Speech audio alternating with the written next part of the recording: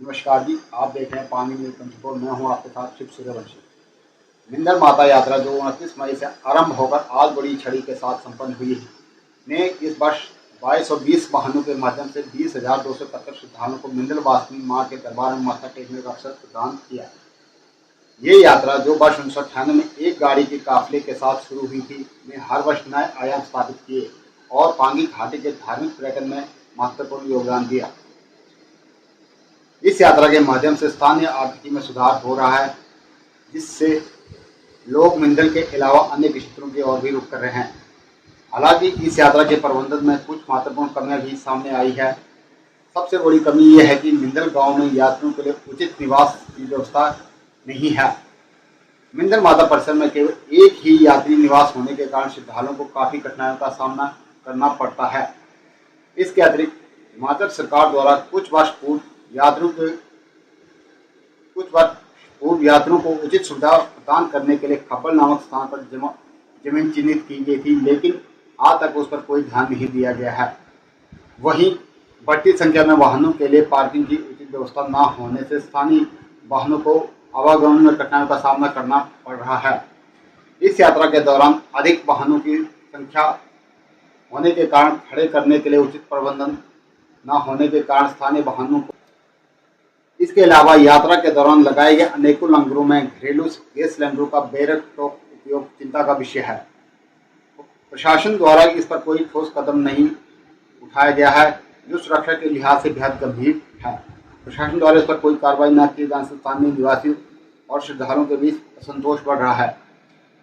इस प्रकार मिंदल यात्रा न केवल धार्मिक आस्था का प्रतीक है, बल्कि ये पांगी घाटी की पर्यटन उद्योग के विकास में भी महत्वपूर्ण भूमिका निभा रही है। हालांकि यात्रा के प्रबंधन में सुधार की आवश्यकता है, ताकि श्रद्धालुओं को बेहतर सुविधाएं और सुरक्षा प्रदान की जा सके।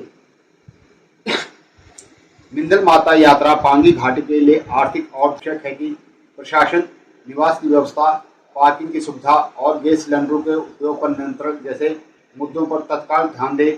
केवल यही सुनिश्चित करके इस यात्रा को और अधिक सफल और सुरक्षित बनाया जा सकता है। पांगी न्यूज 24 की खबर आपको कैसी लगी, अपने कमेंट हमें जरूर दें। धन्यवाद।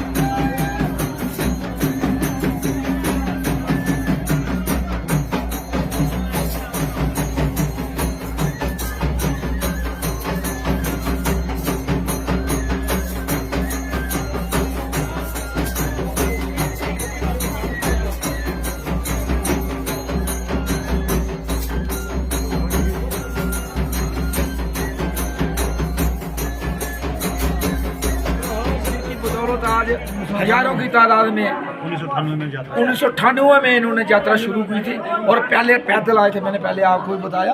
हम ये कहते हैं कि जे गुरु जी, जैसे मैंने कहा मचेल में ठाकुर खलवीर सिंह जी ने छड़ी यात्रा शुरू की, मिंदल में हमारे गुरु तीर्थराम मनाथ जी ने यात्रा शुरू की है।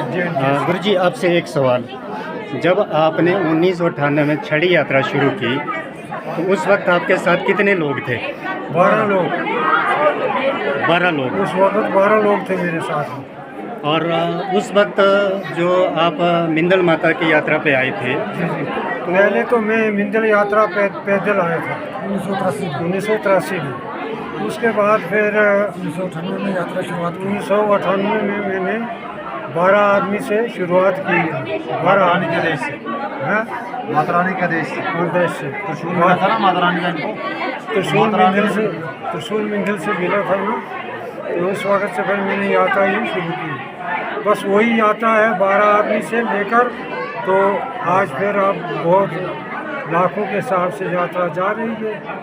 इसी माँ की शक्ति है, मेरी तो शक्ति नहीं है। हम नहीं जानते कि हमें शक्ति है। जब आप माता के आदेश से पहली बार यहाँ पांगी मिंदल माता यात्रा करने के लिए आए थे जी, उस वक्त के जो भौगोलिक परिस्थितियाँ थी उस पर थोड़ी से प्रकाश डालेंगे? क्या थी, कैसे रास्ते थे, कठिन थे, आसान थे, क्या थे? मैं मतलब है कि जैसे भी मैं आया तो गाड़ी की कोई रास्ता सर्वे नहीं था।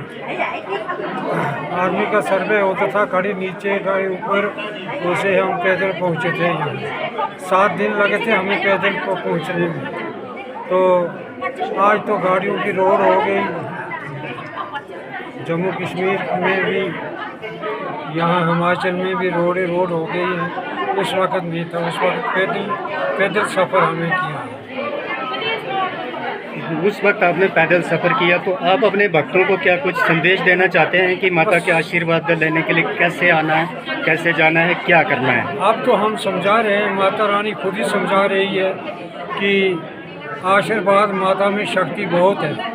मैं जो भी भगत जुड़ता है उस भगत से मैं निवेदन यही करता हूँ कि अपनी जो पीछे से हमें राव बर्ताव किया था वो इनको सुना लेता हूँ कि ऐसे यात्रा हमें चलाई है, माता रानी ने चलाई। हम कौन होते हैं चलाने वाले?